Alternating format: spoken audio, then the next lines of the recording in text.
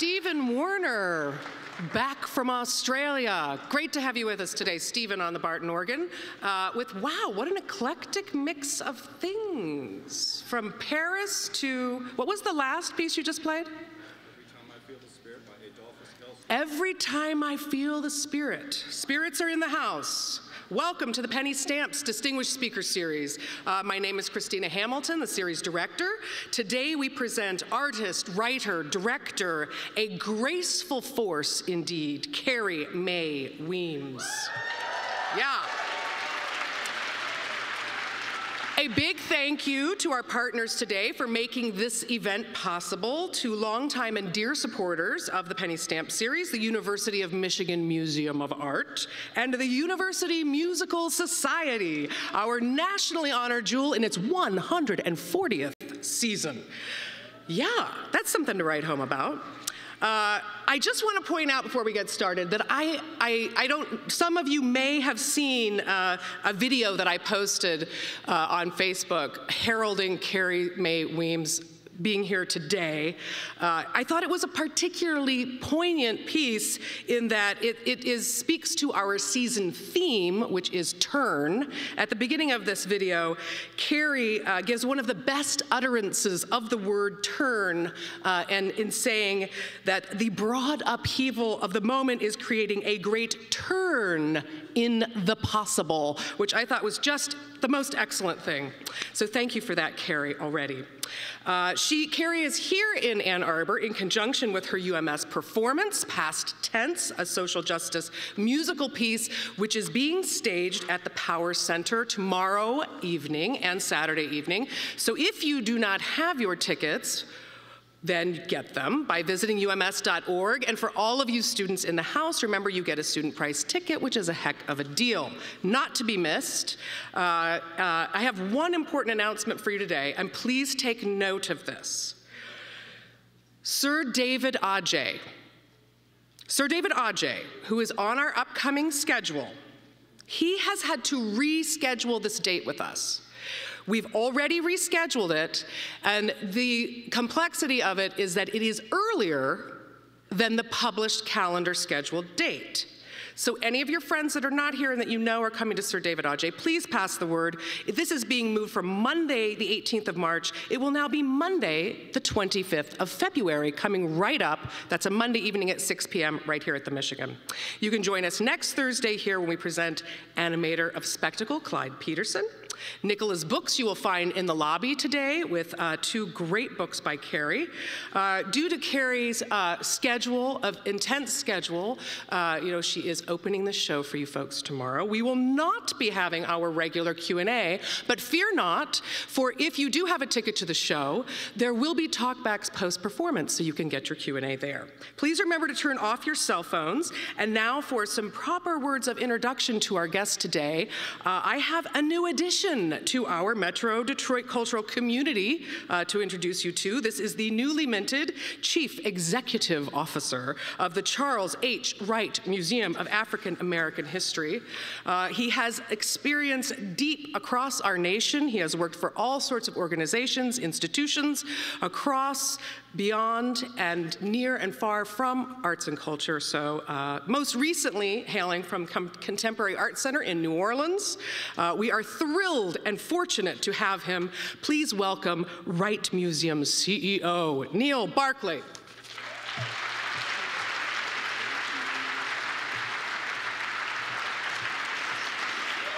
Good evening, Ann Arbor.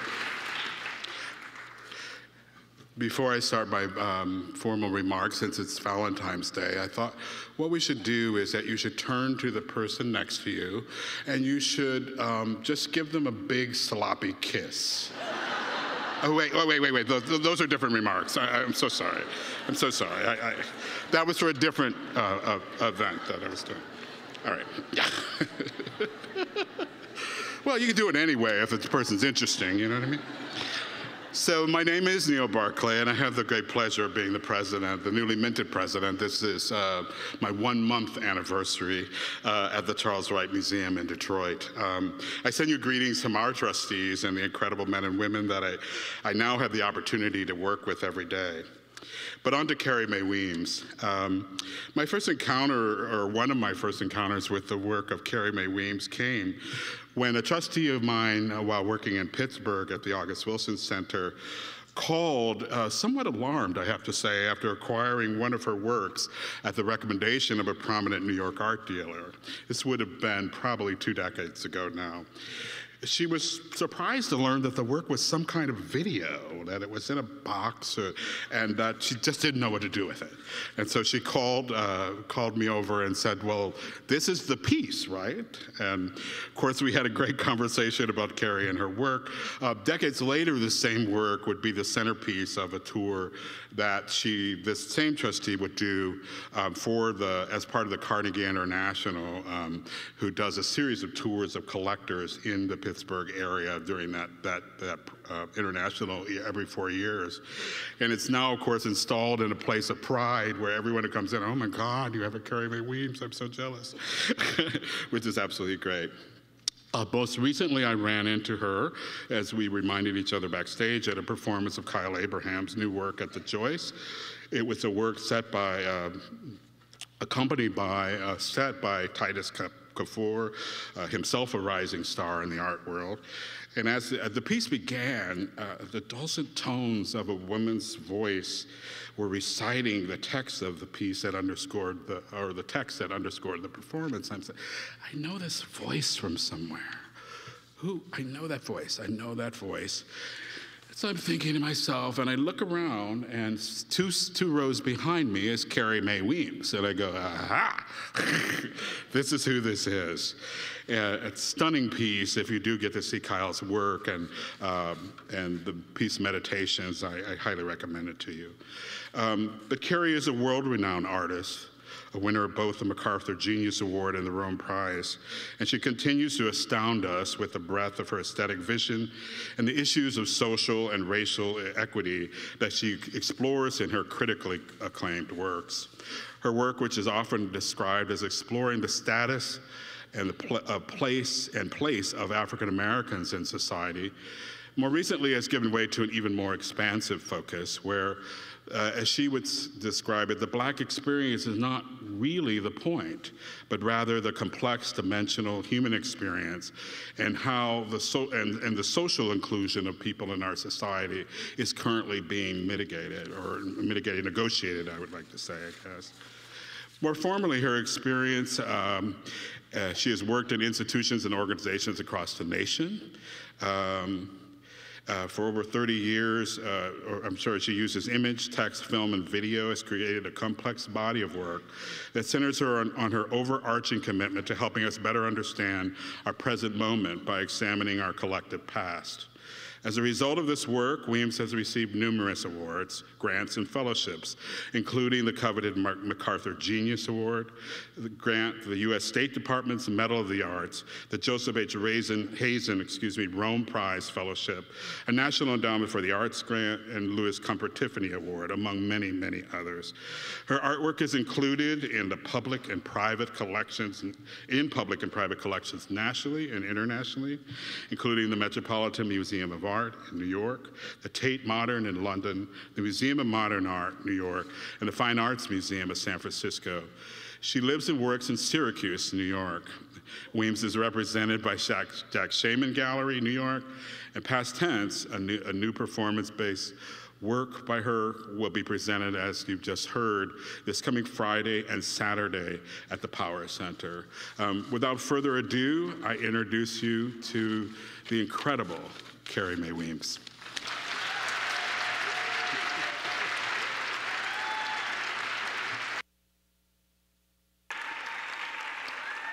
Thank you.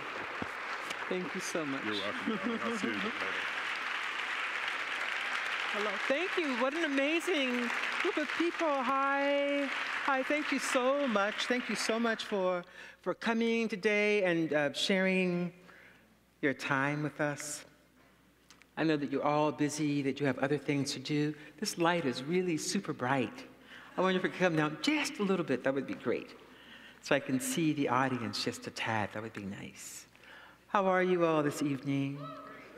Happy Valentine's Day. Happy Valentine's Day. I will start with this. I am speaking to all the wonderful students that are in the house. All the wonderful students that are in the house. I want to talk to you directly and to anybody else that feels as though they're lifelong students.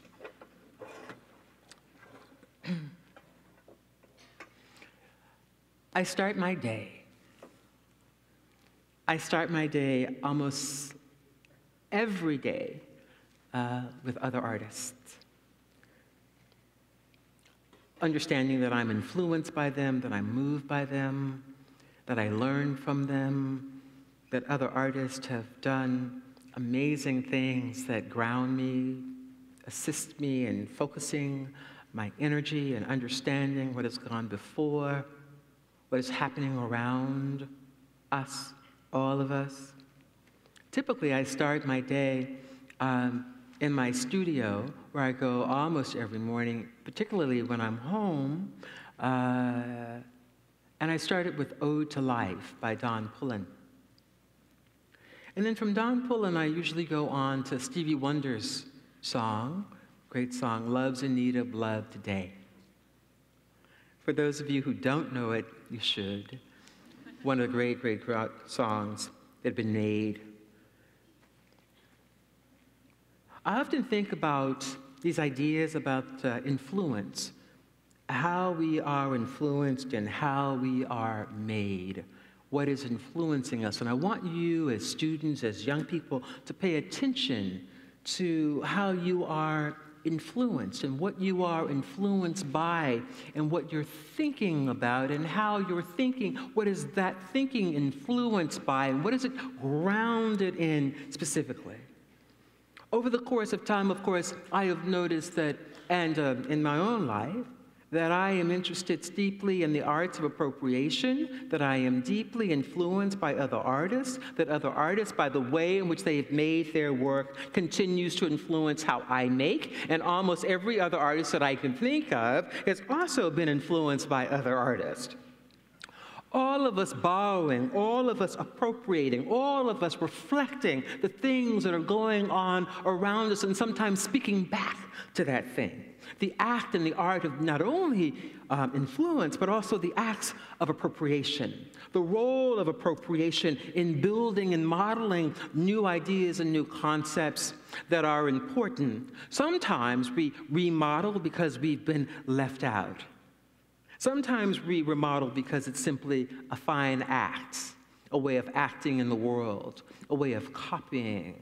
The art of appropriation, the engagement of appropriation, artists coming back even to appropriate themselves.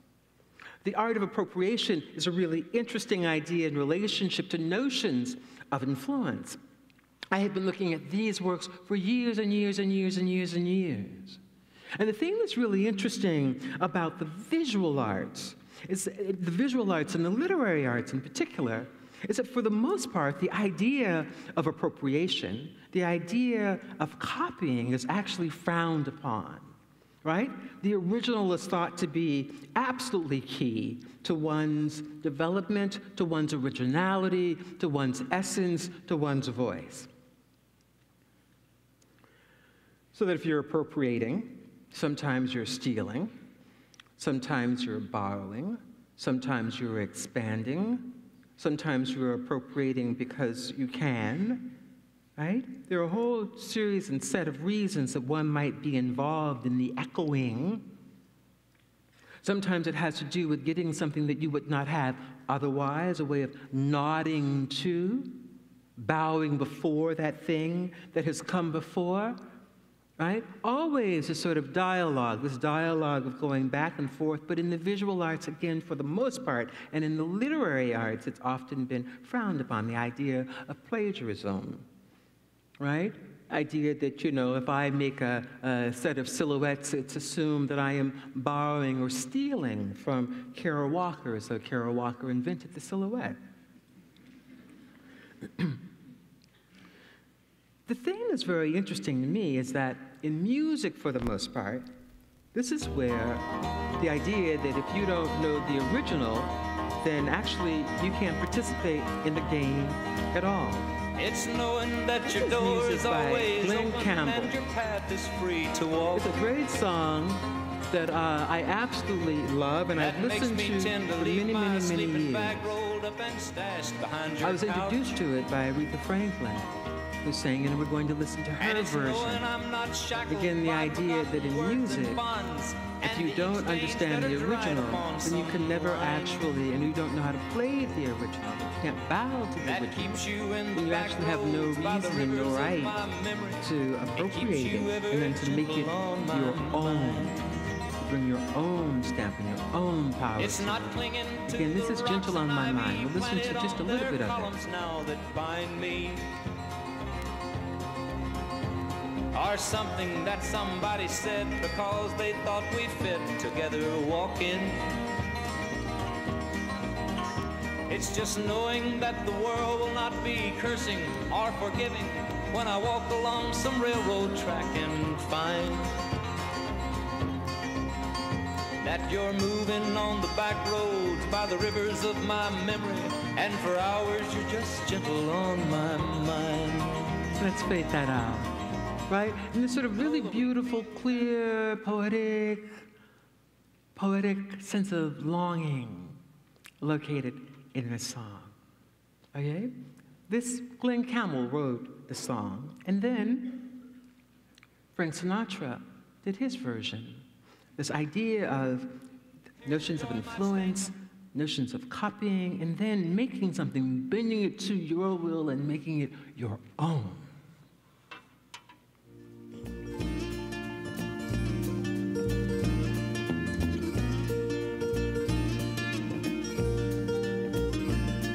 It's knowing that your door is always open and your path is free to walk. Just like so smooth, so beautiful. That makes me tend to leave my sleeping bag rolled up and stashed behind your couch. And this beautiful, clear, open enunciation of sound and voice. And it's knowing I'm not shackled by forgotten words and bonds, the ink stains that have dried upon some line. And I can just see myself dancing with my honey. That keeps you in And the looking back roads deeply by the into his rivers eyes, of my memory. crying. That keeps you ever gentle on my mind. Let's fade that out. Right? It's just beautiful. When I listen to music, I've learned that I listen to the same things over and over and over and over. There are new things that I listen to occasionally, but there's a playlist. There's a playlist that has anchored my life, and I keep coming back to that playlist over time. I started listening to this music when I was maybe about 15. And then I heard, this is the first thing that I heard by Aretha.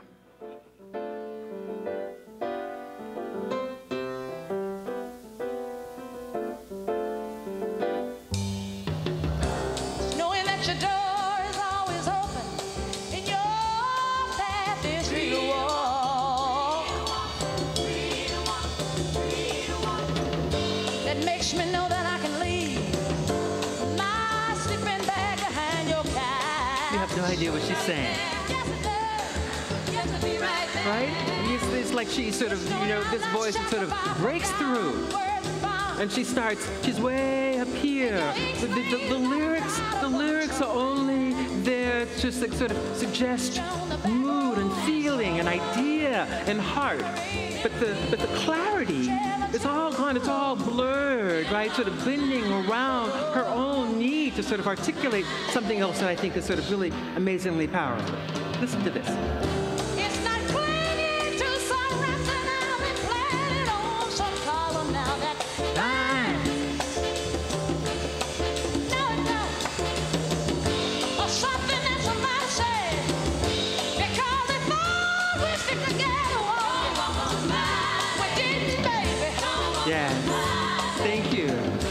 Right? Amazing. Amazing. This sort of way in which she sort of, again, each one, loving each one, and knowing each one has taken it to their need, building it to their need, bending it to their need. And so as you sort of think about your own production, your own work, regardless of the field, right? Regardless of the field, it's understanding the field, understanding its complexity, and then trying to understand your own voice and relationship to that thing. And what is it unique about you, unique about your sounding, that you can bring to the field, to the thing, to the work, to your own ideas, to your own concepts, and then push it out. Seeking your own sources of uniqueness and originality, even within the copy. Now, I'm going to play this last thing. This is one of the great things that Aretha started to do, started working on several years ago before she passed away, and that was thinking about what all these other young women primarily had done within the field of pop and R&B. And that she thought that she wanted to leave a kind of treasure and a gift to us and to these singers about what it really means to take something and to bend it to will. This is Aretha doing Rolling in the Deep by Adele, another great song that I love. And it's bringing me out of the dark. Finally, I can see you crystal clear.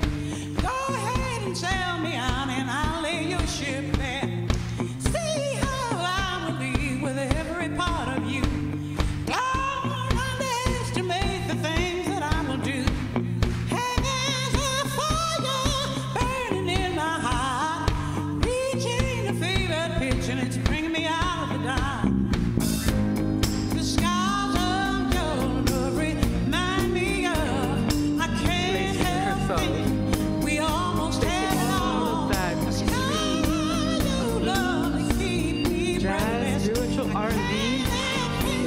Sound, it's pushing it into another space where it almost becomes almost more like the spiritual, as opposed to a love song. And then she starts to appropriate herself within the song that she's appropriating. Baby, I have no story to be told, but I have one on you, and I'm gonna make your head burn.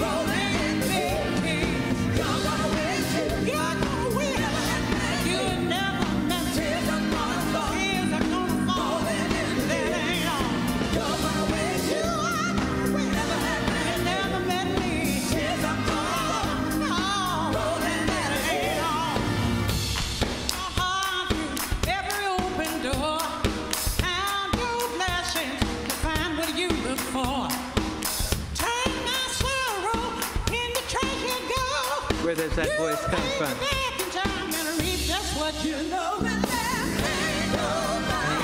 And again, coming back to her own music, blending her own voice, her own original compositions within the composition, reimagining, reappropriating her own self, coming back to a territory that she's known well, that she's worn over and over and over, as they call it, worrying the line.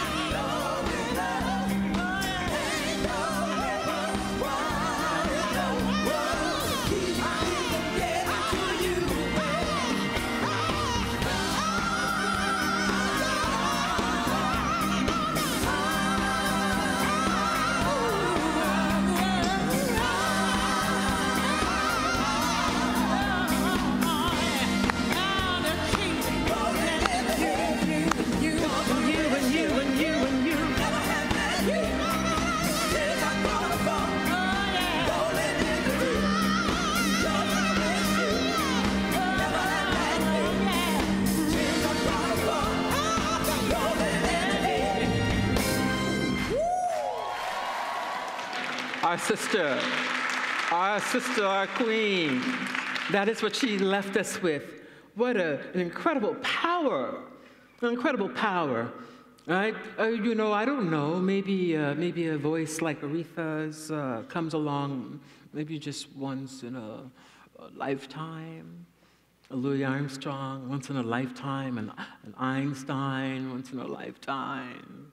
Right? I mean, you know, these are enormously gifted people, and where that gift comes from, I have absolutely no idea. But what I do know is that what they've left us, what I think about when I come to this work, is not only the sound, not only the spirit of possibility, and the spirit of ingenuity, but also the spirit of change, and how that is located within the sound itself, and how we then, as practitioners in our various fields, might be able to use some of that in order to sort of move ourselves, to engage ourselves, and to push our own lives, our own possibility into new heights and new territories. Hallelujah. So I do all these different kinds of projects, and just like any other artist, I'm deeply concerned with the kind of work that I make, what I'm doing as an artist, but of course, I'm also deeply concerned, and I always have been since a very little girl, with the social. And so now I even have an organization called Social Studies. Social Studies 101. And I started this organization in particular because I started Social Studies because I wanted to work with artists that were thinking along similar lines. You know, people that were interested in the social, even as we are deeply interested in our own artistic practice, and we participate within the museum system, the gallery system. We're also very committed to, and we have been committed to, working within our own communities. And not because it started trending on social media, or trending with organizations, or trending with other kinds of institutions that realized suddenly, you know, in the last few years that there's actually money in social justice. I never got any of that. I never got any of that money. So I started, you know, the Institute of Sound and Style through my group, Social Studies, to work with kids, thinking about what was going on in my own neighborhood, thinking about black-on-black crime, the impact of black-on-black crime, the impact of poverty on crime. And so we thought that maybe one of the things that we might do, that we would offer our kids training in various forms of practices that we understood, like photography and video, graphic designs, and so forth.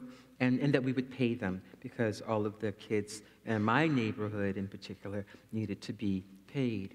It was sort of a wonderful project. It's an ongoing project, and I'm always interested in any donations that you're willing to make, from $5 to $500. We are more than happy to take.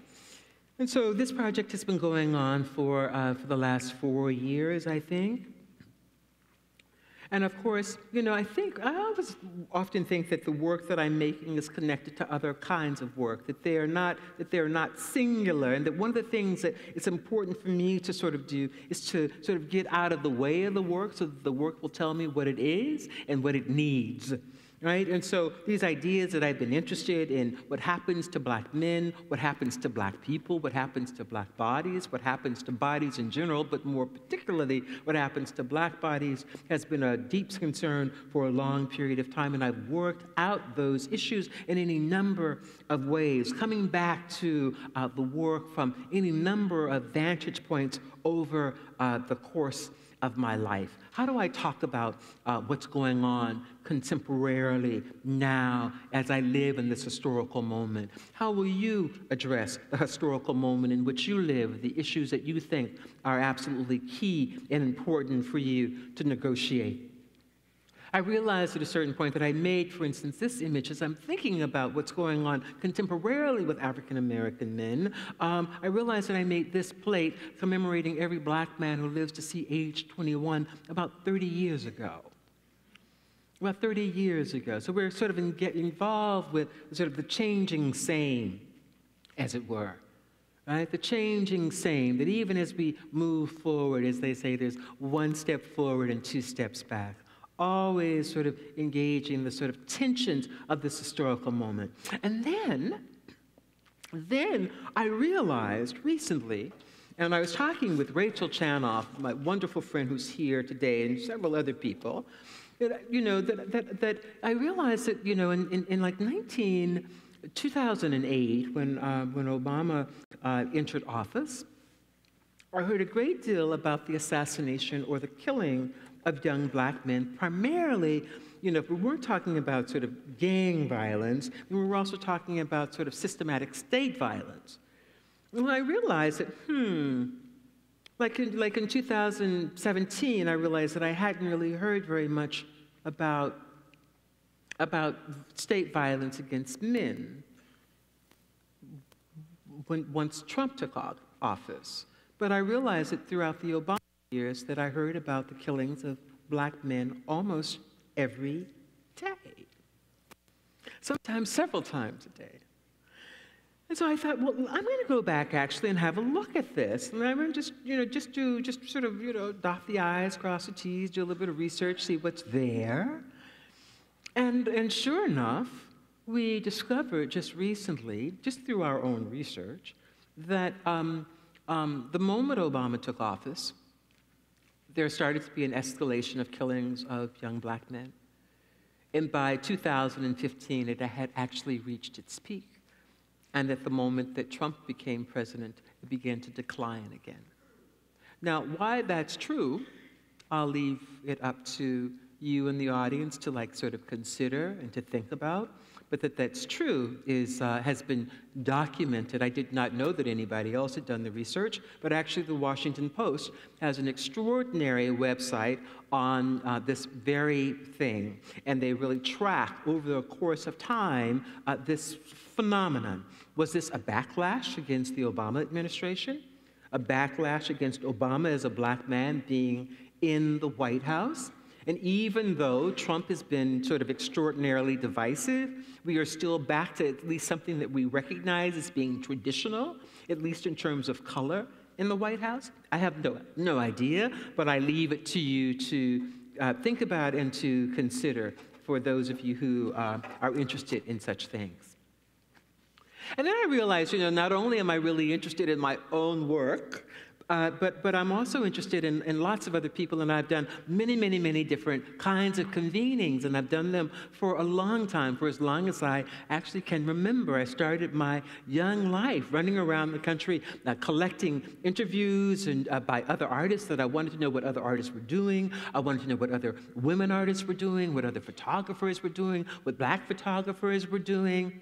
Right, just trying to understand what Latin American photographers were doing. And I started my life sort of doing that. I started curating exhibitions around those subjects very early on.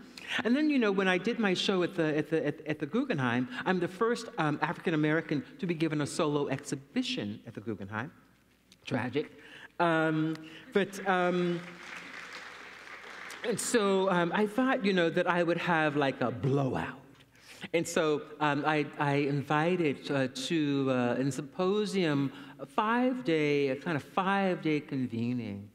Maybe, I don't know, Rachel, what was it like, you know, 180 to 200 artists to join us over the course intensely of 3 days to sort of map out what was going on and what is going on contemporarily within the culture, not only with the visual artists, but with writers and with public intellectuals and dancers and choreographers and people that are engaged in social practice and so forth.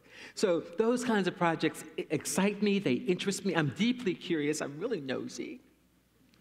I always want to know what people are up to, what they're thinking and how they're making and how they're molding. And then I just did one actually last year at the Park Avenue Armory, which was a day-long convening, which Rachel Chanoff also helped me with, which was also really special. And the thing that's special for me about them is not just that I'm quote, doing them, but rather the institutional impact that they have.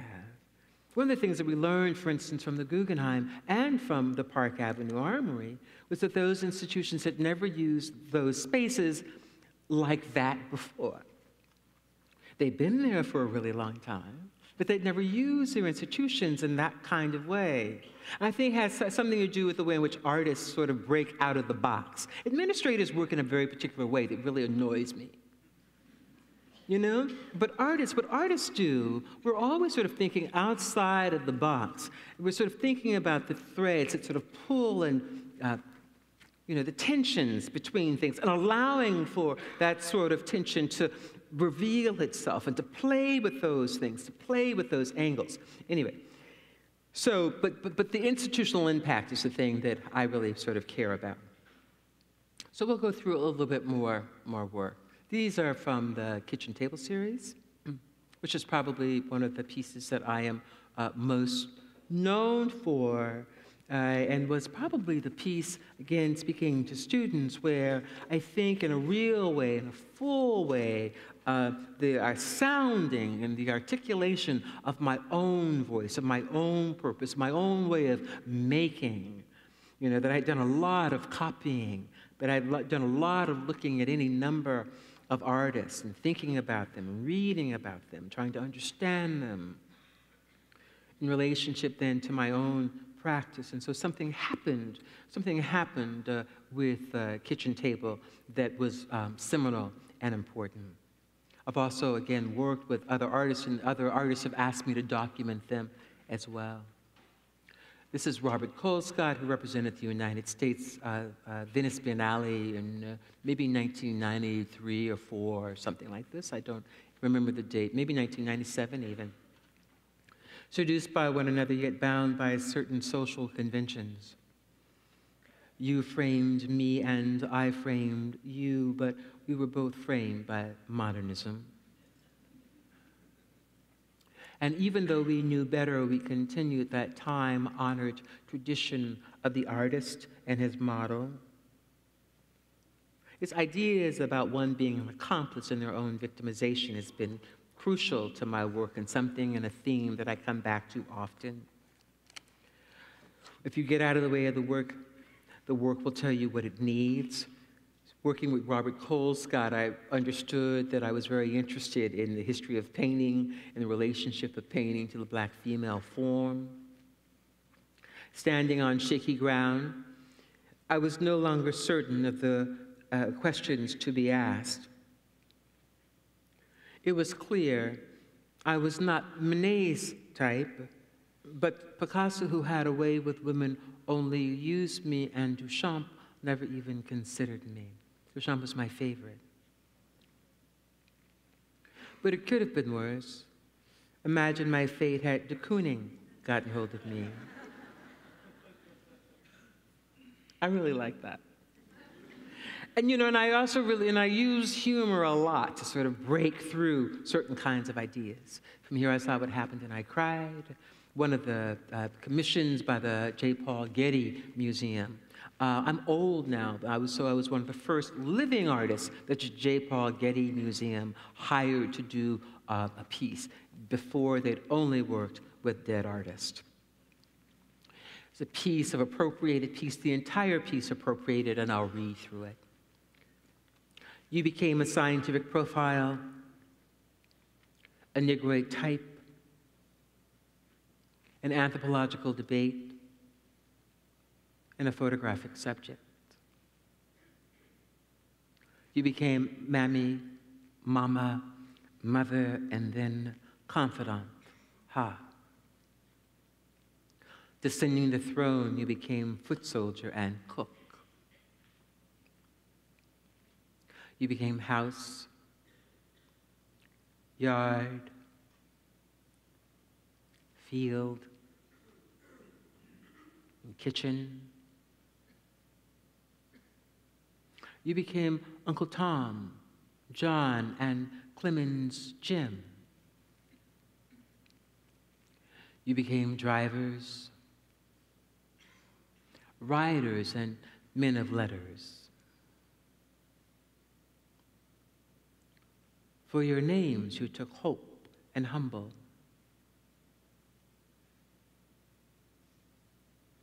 Black and tan, your whipped wind of change howled low, blowing itself smack in the middle of Ellington's orchestra. Billy heard it too and cried strange fruit tears. But your resistance was found in the food that you placed on the master's table. Ha! Born with a veil, you became root worker, juju mama, voodoo queen, hoodoo doctor. Some said you were the spitting image of evil. You became playmate to the patriarch and their daughter. You became an accomplice and the music for God Bless the Child.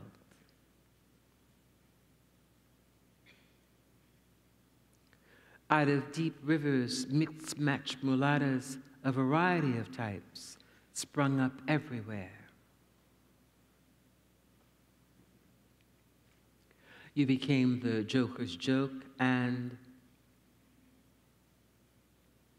anything but what you were. Ha. Some laughed long and hard and loud. And others said, well, the only thing Anika can do for me is to shine my shoes. You became boots and spades and clunes. And restless after the longest winter, you marched and marched and marched. And in your sing-song prayer, you asked, well, didn't my Lord deliver Daniel? So that piece, I mean, there are many things about the piece that interests me. Work that interests me most is work that continues to surprise me, even though I made it. It continues to surprise me. I continue to learn from it. And one of the things that's really, I think, sort of interesting about the work, this particular work, in sort of ways in which are the ways in which you can engage it, so that we can look at African American history specifically. We can look at photographic history. We can look at American history. We can look at blacks within American photography at a certain particular time. I mean, there are any number of ways. It's a very circular piece, and you can enter it from any vantage point. There are a group of writers, actually, that have written about this piece, and I think that it's coming out in a Harvard journal, a book that will be published in the fall. It was a piece that had lots of controversy. Many, many things went on around this piece, really dynamic. I mean, for instance, and I was telling somebody this the other day, Harvard at one point was going to sue me for using the first 4 images for a scientific profile. The images belonged to them. And I thought, really, they're going to sue me? That could be interesting. That could be interesting. I was petrified. But then I thought, this is actually a really wonderful discussion to have as a public discourse around these particular images, their particular history, Harvard's particular relationship to race at a particular moment in time, etc. I thought, okay, so sue me. I think we should do it. And then they changed their minds, and then they bought the photographs. It was complicated, very complicated. Really interesting, really interesting. It's the only thing they, so it's fascinating. And then, but within the work, there are all these tensions that were in the work, and then these tensions get played out in other projects like this, like Lonnie, Lincoln, and Me, which is a Pepper's Ghost that I made several years ago. Beautiful, using sort of early technologies. And so that idea that I'm working with daguerreotypes on the one hand, a certain kind of photography for those of you who are not photographers or interested in the photographic practice as such. But anyway, using these sort of early forms, developing my own daguerreotypes, and then developing Pepper's Ghost, using sort of like the economy of means and early technologies to develop these installations that particularly interest me in relation relationship to the historical drama that's being played out actually within them. And Lincoln, Lonnie, and Me is available online on my website for those of you who are interested in having a look. And then having, sort of like the wonderful opportunity of working with people like Mary J. Blige, who I think is really sort of amazing, and trying to sort of design a piece around her that also reflected back across a certain kind of history that I had been engaged in, and then pushing that out to something that is really sort of wonderful and fanciful and grand and beautiful. We had a ball. We've actually sort of become friends. And then Spike Lee decided at a certain point that he wanted to use Kitchen Table in his project, She's Gotta Have It, that's playing on Netflix. So that when Nola Darling goes to her therapist, my work is really on the wall. And so he decided that he would sort of use me actually in his work. It looks like I have a whole new career ahead. Actually, I don't like being in the movies. I don't have the temperament. Other kinds of things, again, if you pay attention to the work, the work tells you a lot about what you're interested in. At a certain moment, I realized that no matter what I was doing, no matter where I was always really paying attention to the role of architecture and the look of architecture. What was architecture doing? What are buildings doing? How do they invite us in? How do they tell us who we are? What does it say about us? What is the role of material culture and architecture in our lives? And so I started really paying attention to buildings. I went to the west coast of Africa. I started looking at the slave coast and the architecture of slavery. And then, begin to understand something also about the role of gender and the relationship of gender to architecture. That architecture also tells us about who belongs in a space and who doesn't. I was given the Rome Prize at a certain point. When I was 16, I thought, I was going to go to Rome when I was young. I had seen Gidget Goes to Rome.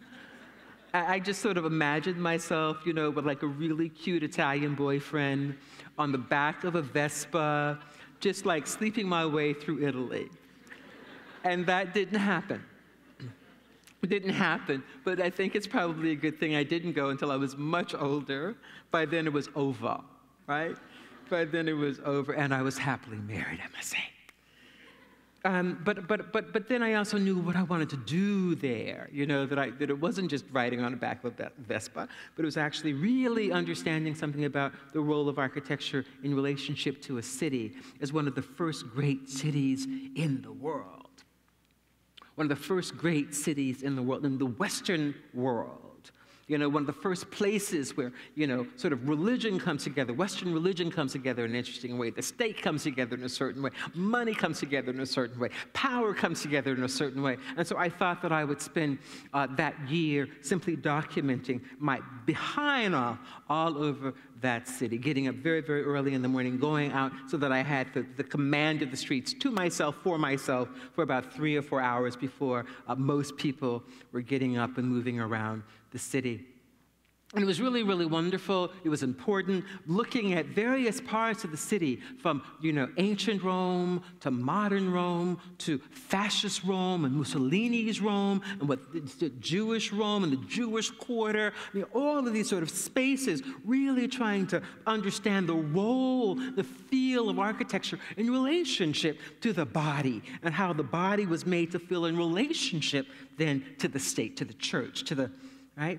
To the administration, to the powers that be, and how you had to walk through those spaces, right? Incredibly intimidating, fascinating, and interesting, and we still use models of this everywhere, including at this university, which makes it either appealing or unappealing to people who are really threatened by notions of the power that it attempts to convey.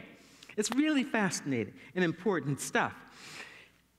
While I was sort of finishing that project, I began to realize that Rome, May Day, significant, right? My last day in Rome, I made this photograph of a museum, which sent me into a tizzy, because again, I thought, right? You know, the light bulbs went off. Not only now could I sort of think about sort of relationships of power and the state, et cetera, in relationship to architecture, but then I could think also about the role of contemporary museums and historic museums in terms of who they represented, who was inside, who was outside, and possibly why.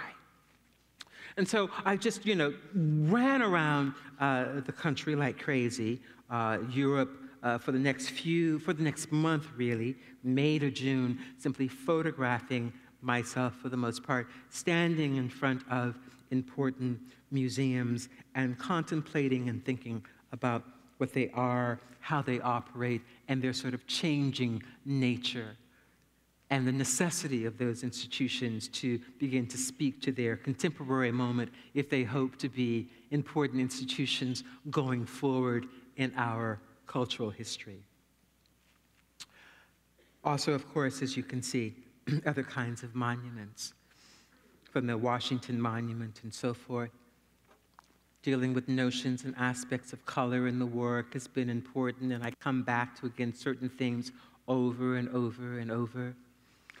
Themes of assassination, how the country came to be as it was or is, the role of assassination in the formation of the United States, that we contemporarily understand what it meant to have JFK and RFK killed, what it meant to have Malcolm killed, what it meant to have Martin killed, what it meant to have Medgar killed, et cetera, right? I mean, we often think of assassination every place else, but we don't necessarily think about it in relationship to our country, to this great democracy, and yet we know that it has happened, that it's had extraordinary impact on where we are and how we are as a country.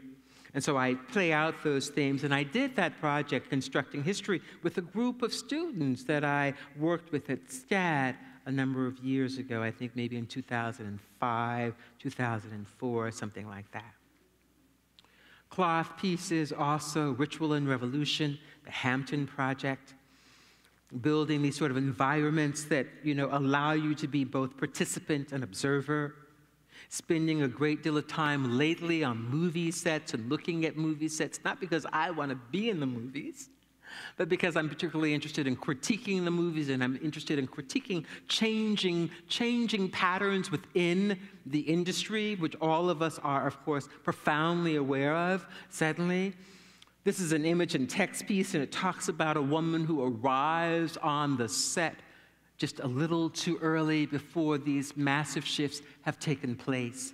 And so now we have those, you know, we started to see this sort of profound shift with things like Scandal and how to get with Murder and Empire and so forth. So I decided that I would go initially to visit all those sets and to mark what was significant and different about them and to build a series of work around them and a kind of critical inquiry about what they're doing and how Hollywood itself is changing in order to accommodate a new level of engagement with its own audience, knowing that these great demographic shifts are really having profound implications in the world. Wonderful project to work on. And then finally, you know, this last project that I'm working on here, past tense, it came out of a larger project called Grace Notes. Very happy to be bringing it here. Hope that some of you will be able to see it tomorrow night and Saturday night. And I guess maybe if I get home and get a chance to work on it, I might get lucky.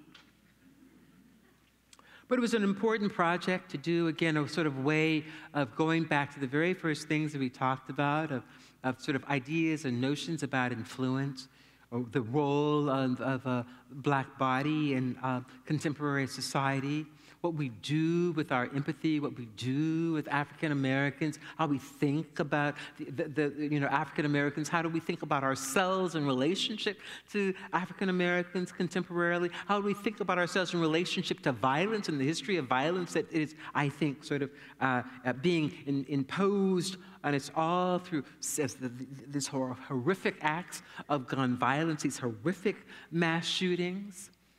I'm simply engaged with most of it for any number of reasons.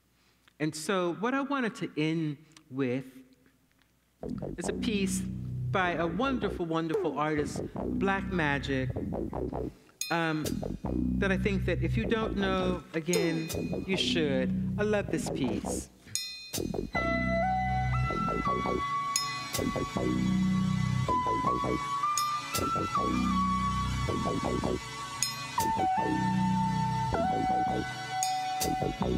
You abandoned me. Love don't live here anymore.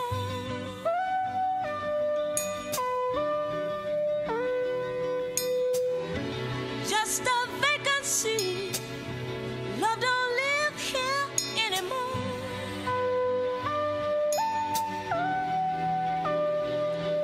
When you lived inside of me, there was nothing I could conceive that you wouldn't do for me. Trouble seems so far away.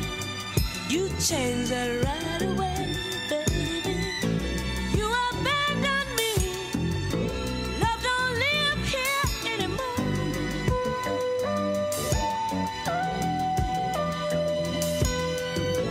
Just a vacancy. Love don't live here anymore.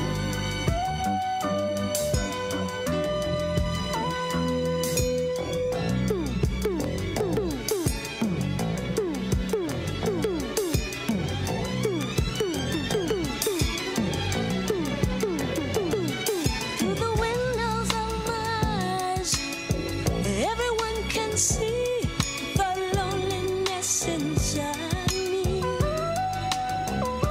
Why'd you have to go away? Don't you know I miss you so and need your love? You've abandoned me. Love don't live here anymore.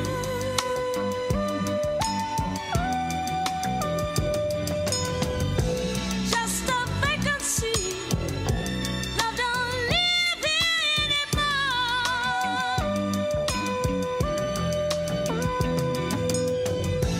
You've abandoned me. Love don't live here anymore.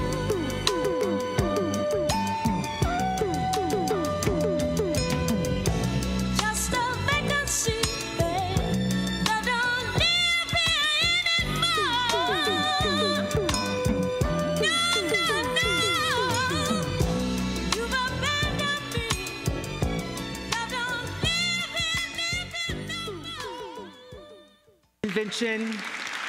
When we talk about invention, we talk about our empathy.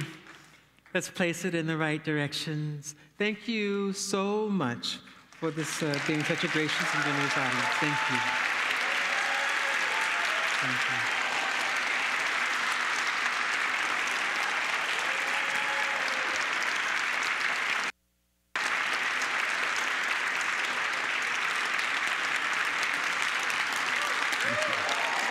Thank you very much. Wow! Thank you so much. Thank you. Peace.